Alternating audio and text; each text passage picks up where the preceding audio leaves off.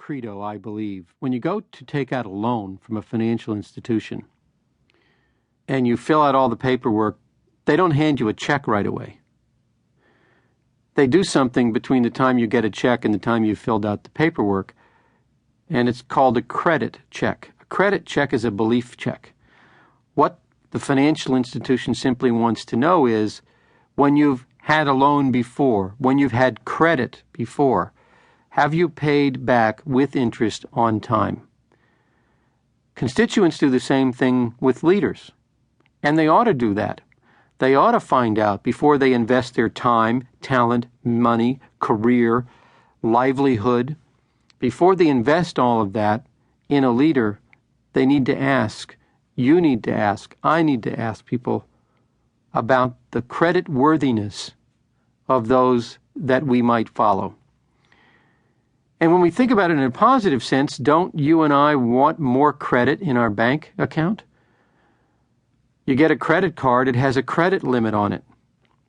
And you can only spend up to that limit, and then your credit has to be increased.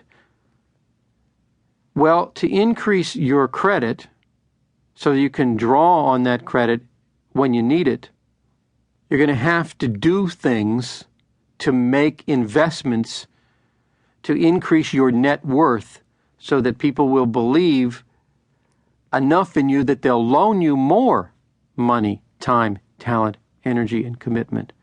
So building credibility really is about investing in yourself to increase your credit worthiness so other people will increase your line of credit.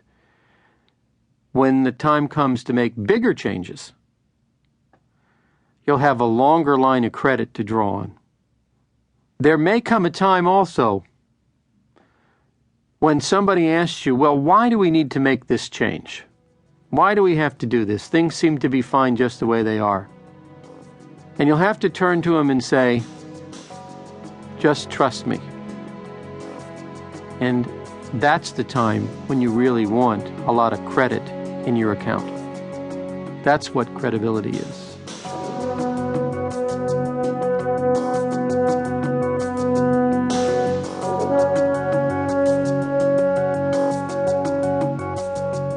I suppose my research on leadership actually began when I was a kid. I was an Eagle Scout. I achieved the rank of Eagle at the youngest age of any Eagle Scout in the United States at the time, and because of that, and my hometown being Washington, D.C., I was invited to be in John F. Kennedy's Honor Guard. And I was so taken by Kennedy and other leaders at the time. That was a time in the United States when there was so much going on with the race into space and the civil rights movement, the war on poverty, that I decided that I would try to be of service myself. And I got very interested in what compelled people like me and my contemporaries to want to follow leaders to bring about some kind of change. Then, if we fast forward to the future, I ran into a colleague, Barry Posner, at Santa Clara University, where I was for several years. And Barry and I found that we had a common interest, and that common interest was in values. And what were the values that inspired people to work where they worked or to do what they did?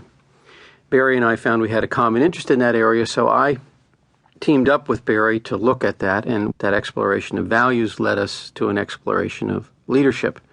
We collaborated on our first book, The Leadership Challenge, and found that in The Leadership Challenge there was one bit of research that intrigued us and intrigued our audience, and it was not only about what leaders did to get extraordinary things done in organizations, but it was about what people wanted from their leaders, what constituents wanted, what you and I want from our leaders. So we began a research project and asked the question very simply, what do you look for and admire in a leader? Someone whose direction you would willingly follow. And the key word in that sentence is willingly. What would you want from someone if you were going to sign up for that person's expedition? We developed an interview schedule and interviewed people, and then eventually a survey, and found that over time, now over a dozen years, there were consistent responses.